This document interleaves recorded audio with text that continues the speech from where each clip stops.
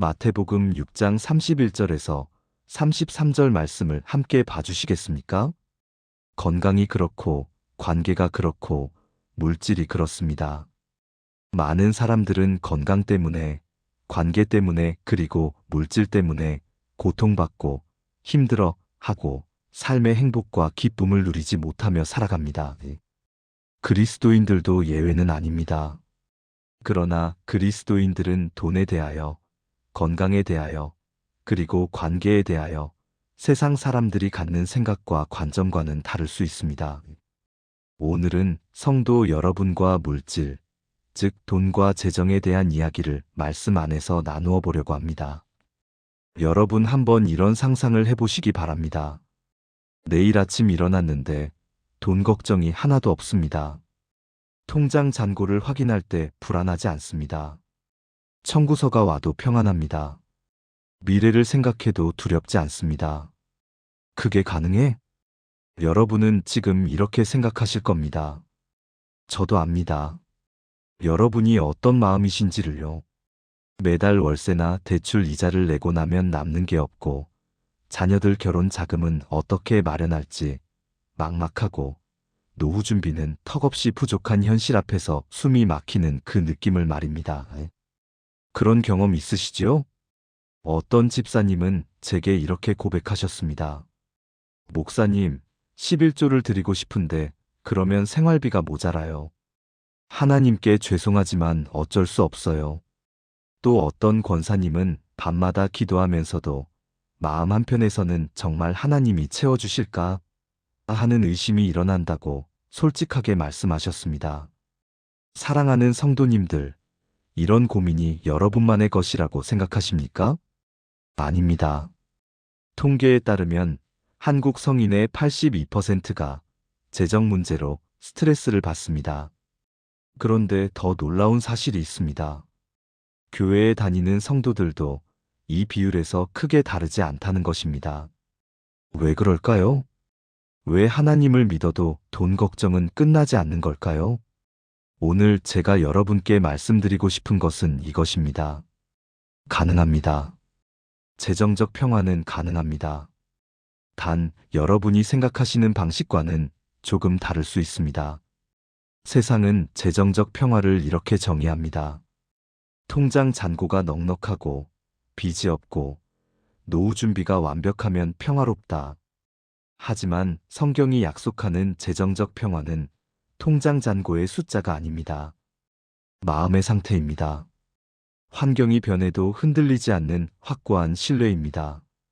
부족해 보여도 충만함을 경험하는 영적 풍요입니다. 오늘 제가 나누는 5가지 약속은 바로 그 불가능해 보이는 평화로 여러분을 초대하는 하나님의 손길입니다. 이 약속들은 단순히 열심히 기도하면 부자가 된다는 번영신학이 아닙니다. 불안에서 신뢰로, 걱정에서 평안으로, 집착에서 자유로의 완전한 전환을 이끄는 깊은 영적 원리입니다. 지금부터 함께 이 놀라운 여정을 시작해 보시겠습니까? 첫 번째, 하나님이 나의 공급자이심을 믿으십시오. 여러분은 혹시 이런 생각을 해보신 적 있으십니까? 내가 열심히 일해야 돈을 벌 수 있어. 내 노력이 없으면 아무것도 안 돼. 물론 일하는 것은 중요합니다. 성경도 게으름을 경계하지요. 하지만 우리가 놓치기 쉬운 진리가 하나 있습니다. 우리의 노력이 열매를 맺게 하시는 분은 결국 하나님이시라는 것입니다. 시편 127편 1절에서 2절을 함께 읽어보시겠습니까?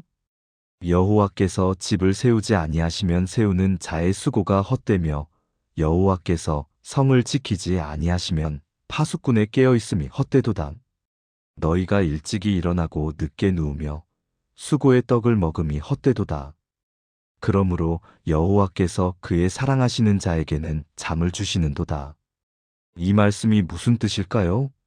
일하지 말라는 게 아닙니다. 일은 하되 그 일의 결과를 내가 아닌 하나님께 의지하라는 것입니다. 세우는 자의 수고라는 표현을 주목해 보세요. 수고 자체는 필요합니다. 하지만 여호와께서 세우지 않으시면 그 수고가 헛됩니다. 이것이 핵심입니다. 우리의 노력과 하나님의 은혜가 함께 일할 때 진정한 열매가 맺어집니다. 제가 목회하면서 만난 한 집사님 이야기를 나누고 싶습니다. 부산에 사시는 김 집사님은 작은 식당을 운영하셨습니다. 코로나 때 장사가 안 되어서 빚만 늘어났습니다. 매일 새벽에 일어나 밤늦게까지 일해도 적자였습니다. 어느 날 새벽 기도회에서 이 시편 말씀을 들으신 후 집사님은 깨달으셨습니다. 내가 내 힘으로 이 식당을 살리려고 했구나. 하나님을 의지한다고 하면서도 실제로는 내 노력만 믿었어. 그날부터 집사님은 달라지셨습니다. 여전히 열심히 일하셨지만 마음은 평안해졌습니다. 하나님, 이 식당은 제 것이 아니라 주님 것입니다. 주님이 주신 청지기 직분을 충성되게 감당하겠습니다. 결과는 주님께 맡깁니다. 신기하게도 그 후로 단골 손님들이 늘어나기 시작했습니다. 몇 달 후에는 적자에서 벗어났습니다. 물론 부자가 된 건 아닙니다. 하지만 집사님은 이렇게 간증하셨습니다. 목사님, 통장 잔고는 예전보다 조금 나아졌을 뿐인데 제 마음은 완전히 달라졌어요. 불안이 사라지고 평안이 찾아왔어요. 여러분, 이것이 바로 첫 번째 약속의 핵심입니다. 하나님이 나의 공급자이심을 믿을 때 환경이 변하기 전에 먼저 마음이 변합니다. 마태복음 6장 31절에서 33절 말씀을 함께 봐주시겠습니까? 그러므로 염려하여 이르기를 무엇을 먹을까, 무엇을 마실까, 무엇을 입을까 하지 말라. 이는 다 이방인들이 구하는 것이라. 너희 하늘 아버지께서 이 모든 것이 너희에게 있어야 할 줄을 아시느니라. 그런즉 너희는 먼저 그의 나라와 그의 의를 구하라. 그리하면 이 모든 것을 너희에게 더하시리라. 이 말씀에서 너희 하늘 아버지께서 아신다는 표현을 주목해 보세요. 하나님은 우리의 필요를 모르시는 분이 아닙니다. 오히려 우리보다 더 잘 아십니다. 그렇다면 우리가 해야 할 일은 무엇일까요? 먼저 하나님을 신뢰하는 것입니다. 그분의 나라를 구하는 것입니다. 그러면 나머지는 하나님이 책임지신다는 약속입니다. 믿으시겠습니까? 오늘부터 여러분의 일터에서, 사업장에서, 재정관리에서 이렇게 고백해 보시기 바랍니다. 하나님, 당신이 나의 진정한 공급자이십니다. 나는 최선을 다하되 결과는 당신께 맡깁니다. 이 고백이 여러분의 마음에 평화를 가져올 것입니다. 시도해 보시겠어요? 두 번째, 먼저 하나님 나라를 구하면 모든 것이 더해집니다. 많은 성도들이 이런 딜레마에 빠져 있습니다. 헌금을 많이 드리고 싶은데 그러면 생활이 어려워질 것 같아. 봉사하고 싶은데 그 시간에 일해서 돈을 벌어야 할 것 같아. 선교 후원하고 싶은데 우리도 빠듯한데 어떡해? 이런 고민들 하신 적 있으시지요? 하나님은 이 딜레마에 대해 명확한 답을 주십니다. 방금 읽은 마태복음 6장 33절 말씀입니다. 그런즉 너희는 먼저 그의 나라와 그의 의를 구하라. 그리하면 이 모든 것을 너희에게 더하시리라. 먼저라는 단어를 주목해 보십시오. 하나님의 나라를 먼저 구하면 나머지는 하나님이 더하신다는 약속입니다. 이게 과연 현실에서 가능한 일일까요? 제가 아는 한 사업가의 이야기를 들려드리겠습니다. 광주에서 작은 제조업체를 운영하시는 이 사장님은 사업 초기에 큰 결단을 하셨습니다. 매출의 10%를 하나님께 드리기로 한 것입니다. 당시 회사는 적자였습니다. 직원 월급 주기도 빠듯한 상황이었습니다. 회계사는 말렸습니다. 사장님, 지금은 회사를 살려야 할 때입니다. 헌금은 나중에 여유 있을 때 하세요. 하지만 사장님은 이렇게 대답했습니다. 이 회사는 하나님이 세우신 거예요. 먼저 하나님 나라를 구하면 하나님이 책임지신다고 약속하셨어요. 그리고 매달 꼬박꼬박 매출의 10%를 교회와 선교단체에 헌금했습니다. 적자가 나는 달에도 예외 없이 드렸습니다. 주변 사람들은 미쳤다고 했습니다. 하지만 3년 후 놀라운 일이 일어났습니다. 회사가 흑자로 돌아선 것입니다. 큰 거래처가 들어왔습니다. 제품의 품질이 인정받아 수출까지 하게 되었습니다. 10년이 지난 지금 그 회사는 업계에서 손꼽히는 기업이 되었습니다. 사장님은 지금도 매출의 10%가 아니라 15%를 하나님 나라를 위해 사용합니다. 그리고 이렇게 간증합니다. 제가 먼저 드렸을 때 하나님이 그 이상으로 채워주셨습니다. 단순히 돈만이 아니라 지혜도, 기회도, 좋은 사람들도 보내주셨어요. 이것이 바로 먼저 그의 나라를 구하라는 약속의 능력입니다. 잠언 3장 9절에서 10절도 같은 원리를 말씀합니다. 내 재물과 내 소산물의 처음 익은 열매로 여호와를 공경하라.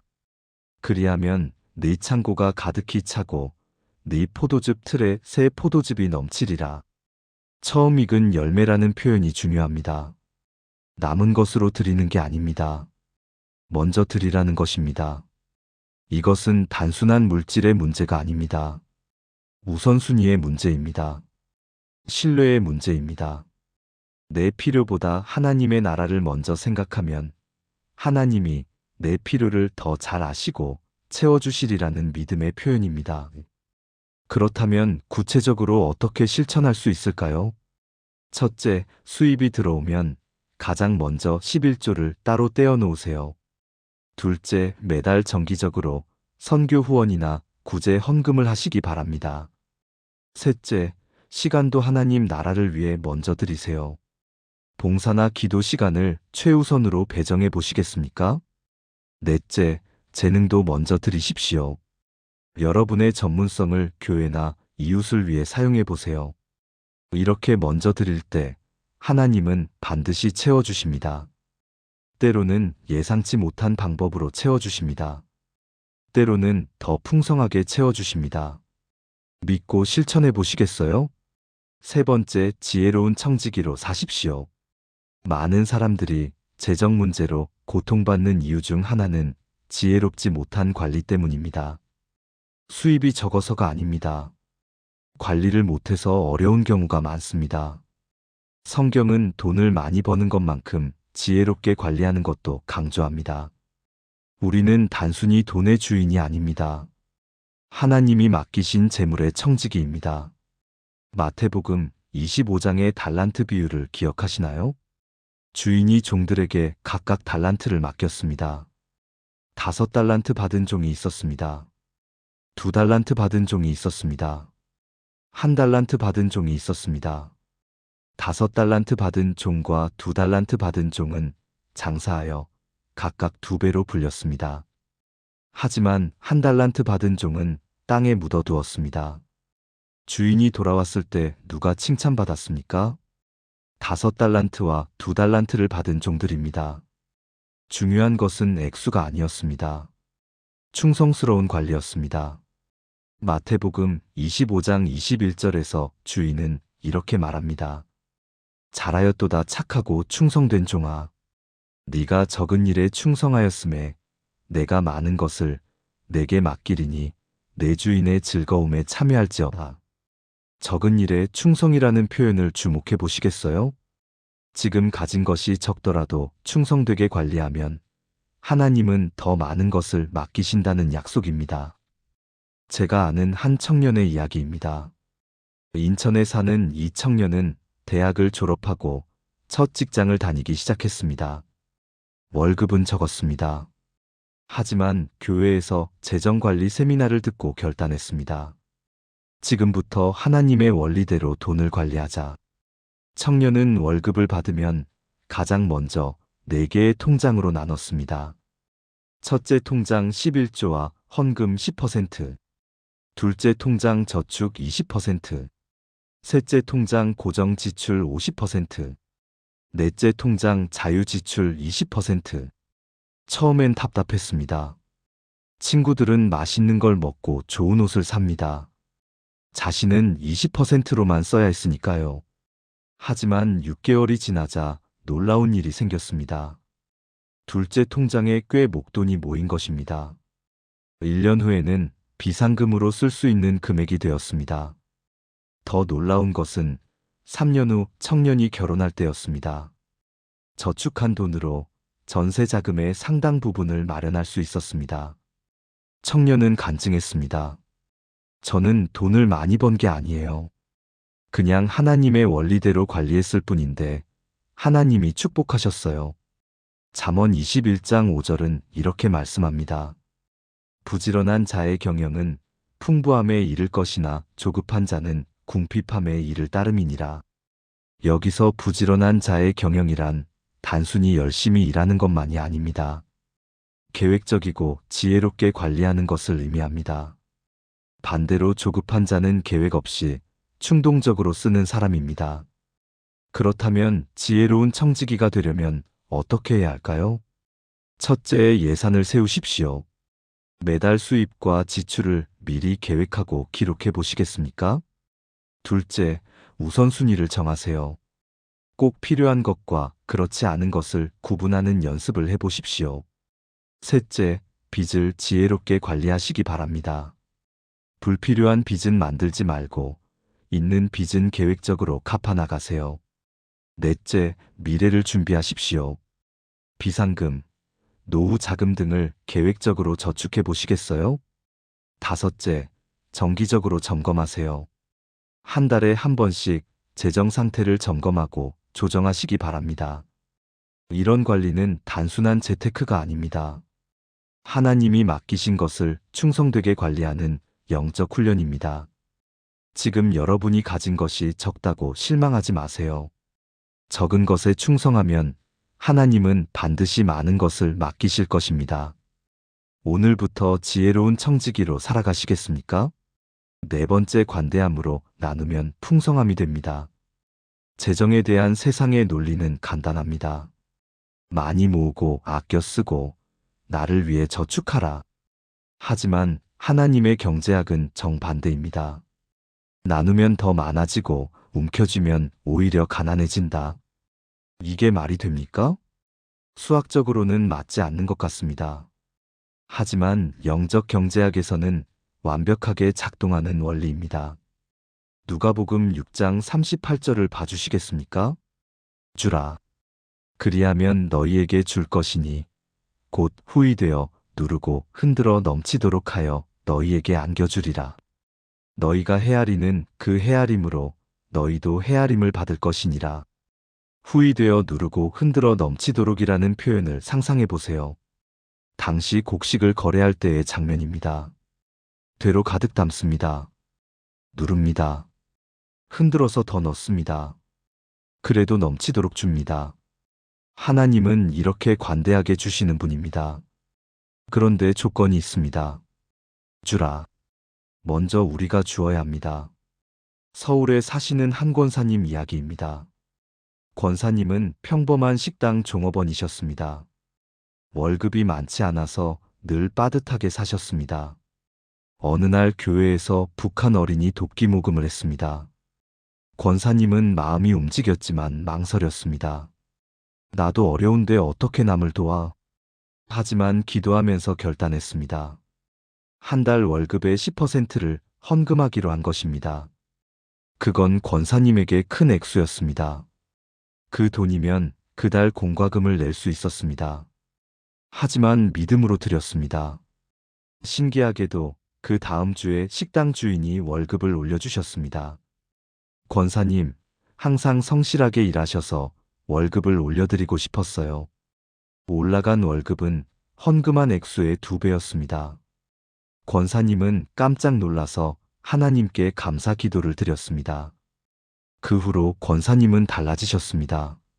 어려운 사람을 보면 기꺼이 도왔습니다. 선교 헌금도 꾸준히 하셨습니다. 그럴 때마다 하나님은 예상치 못한 방법으로 채워주셨습니다. 때로는 지인이 갑자기 빚을 갚아주었습니다. 때로는 아르바이트 제안이 들어왔습니다. 때로는 물건을 공짜로 얻기도 했습니다. 권사님은 이렇게 고백하셨습니다. 처음에는 무서웠어요. 내가 가진 것도 부족한데 주면 어떡하나 싶었죠. 하지만 주면 줄수록 하나님이 더 채워주시는 걸 경험했어요. 이제는 주는 게 기쁨이에요. 잠언 11장 24절에서 25절은 이렇게 말씀합니다. 흩어 구제하여도 더욱 부하게 되는 일이 있나니 과도히 아껴도 가난하게 될 뿐이니라. 구제를 좋아하는 자는 풍족하여질 것이요 남을 윤택하게 하는 자는 자기도 윤택하여지리라. 이 원리는 단순히 돈에만 적용되는 게 아닙니다. 시간을 나누면 시간이 더 생깁니다. 사랑을 나누면 사랑을 더 받게 됩니다. 지혜를 나누면 지혜가 더 자랍니다.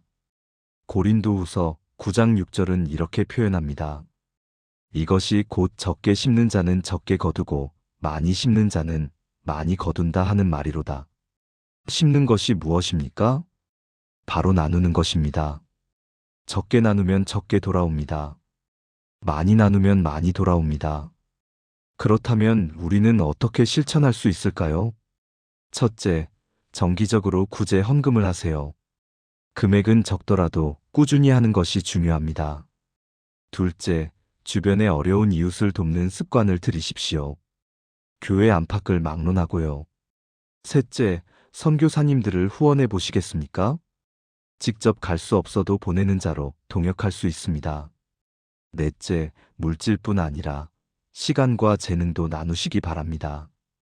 재능 기부, 자원봉사 등으로요. 관대함은 하나님의 성품입니다. 우리가 관대할 때 우리는 하나님을 닮아가는 것입니다. 그리고 그 관대함은 반드시 우리에게 복으로 돌아옵니다. 오늘부터 시작해 보시겠어요? 5번째 영원한 보물을 하늘에 쌓으십시오. 지금까지 우리가 나눈 4가지 약속은 모두 이 마지막 약속으로 모아집니다.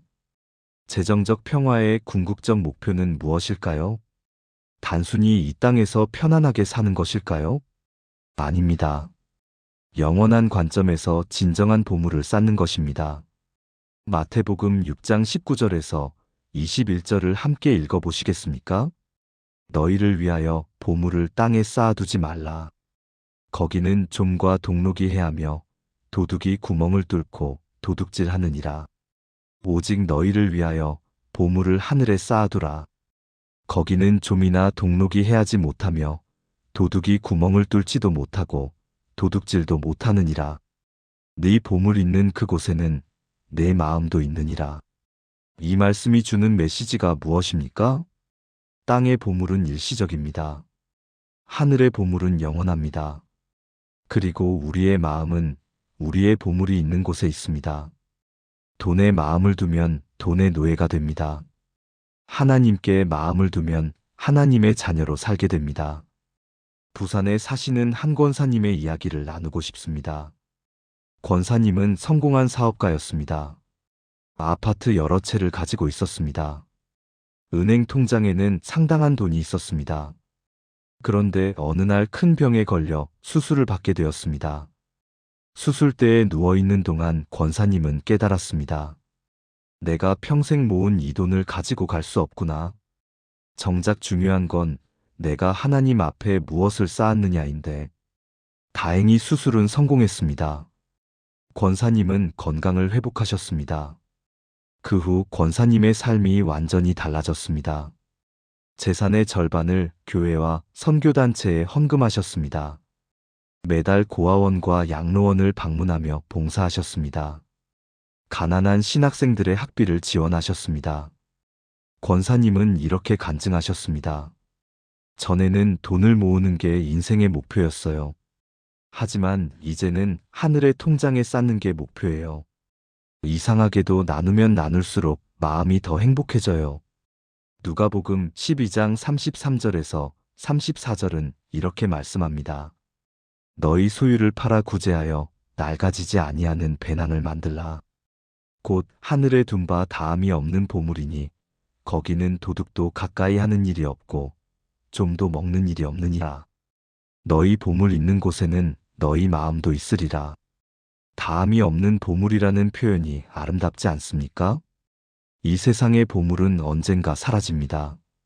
하늘에 쌓은 보물은 영원합니다. 그렇다면 어떻게 하늘의 보물을 쌓을 수 있을까요? 첫째, 하나님 나라 확장을 위해 헌금하십시오. 교회 건축, 선교 사역, 복음 전파를 위한 헌금은 모두 하늘의 통장에 쌓입니다. 둘째, 어려운 사람들을 도우시기 바랍니다. 구제와 자선은 하나님이 기억하시는 선행입니다. 셋째, 다음 세대를 위해 투자해 보시겠습니까? 어린이와 청소년 사역, 신학생 지원 등은 영원한 가치가 있습니다. 넷째, 영혼 구원에 헌신하세요. 한 영혼을 주님께 인도하는 것보다 귀한 투자는 없습니다. 디모데전서 6장 17절에서 19절은 이렇게 권면합니다. 네가 이 세대에서 부한 자들을 명하여 마음을 높이지 말고 정함이 없는 재물에 소망을 두지 말고 오직 우리에게 모든 것을 후히 주사 누리게 하시는 하나님께 두며 선을 행하고 선한 사업을 많이 하고 나누어 주기를 좋아하며 너그러운 자가 되게 하라. 이것이 장래의 자기를 위하여 좋은 터를 쌓아 참된 생명을 취하는 것이니라. 참된 생명을 취하는 것이라는 표현을 주목해 보세요. 하늘의 보물을 쌓는 것은 단순히 미래를 위한 저축이 아닙니다. 지금 여기서 참된 생명을 경험하는 것입니다. 나누고 베풀 때 우리는 하나님의 생명을 경험합니다. 사랑할 때 우리는 하나님을 닮아갑니다. 투자할 때 우리는 영원한 가치를 발견합니다. 오늘부터 여러분도 영원한 보물을 쌓기 시작하시겠습니까? 이 땅에서의 시간은 한정되어 있습니다. 하늘에서의 보상은 영원합니다. 지혜로운 자는 영원한 것에 투자합니다. 사랑하는 성도님들, 오늘 우리는 재정적 평화를 향한 5가지 성경적 약속을 함께 나누었습니다. 다시 한번 정리해 볼까요? 첫째, 하나님이 나의 공급자이심을 믿는 약속입니다. 내 노력도 중요하지만 결과는 하나님께 달려있음을 신뢰하는 것입니다. 둘째, 먼저 하나님 나라를 구하는 약속입니다. 하나님을 최우선으로 할 때 필요한 모든 것을 더하여 주십니다. 셋째, 지혜로운 청지기의 약속입니다. 적은 것에 충성하면 많은 것을 맡기시는 하나님의 원리입니다. 넷째, 관대함과 나눔의 약속입니다. 주면 줄수록 하나님은 후히 되어 넘치도록 채워주십니다. 다섯째, 영원한 보물을 쌓는 약속입니다. 이 땅이 아닌 하늘에 보물을 쌓는 것이 참된 지혜입니다. 여러분, 이 5가지 약속이 단순한 이론이 아닙니다. 실제로 실천할 때 경험하게 되는 하나님의 살아계심의 증거입니다. 오늘부터 하나씩 실천해 보시겠습니까? 처음엔 두려울 수 있습니다. 정말 하나님이 채워주실까? 하는 의심이 들 수 있습니다. 하지만 한 걸음씩 믿음으로 나아갈 때 하나님은 반드시 신실하심을 보여주실 것입니다. 여러분의 재정이 하나님의 손에 있음을 기억하세요. 통장 잔고의 숫자가 여러분의 가치를 결정하지 않습니다. 하나님의 사랑과 신실하심이 여러분의 진정한 보물입니다. 오늘 이 말씀이 여러분의 마음에 평화를 가져오기를 기도합니다. 돈 걱정으로 잠 못 이루던 밤들이 하나님의 평강으로 가득 채워지기를 축복합니다. 이 영상이 도움이 되셨다면 좋아요 버튼을 눌러주시고 같은 고민을 하는 분들과 공유해주세요. 그리고 댓글로 여러분의 간증이나 고민을 나눠주시면 함께 기도하고 격려하겠습니다. 구독과 알림 설정도 잊지 마세요. 앞으로도 여러분의 믿음 생활에 도움이 되는 말씀을 계속 나누겠습니다. 사랑하는 성도님들, 하나님의 은혜와 평강이 여러분과 여러분의 가정에 충만하기를 축복합니다. 재정적 염려는 주님께 맡기고 오늘도 기쁨으로 살아가시기를 기도합니다. 여러분의 하루하루를 주님의 이름으로 축복합니다.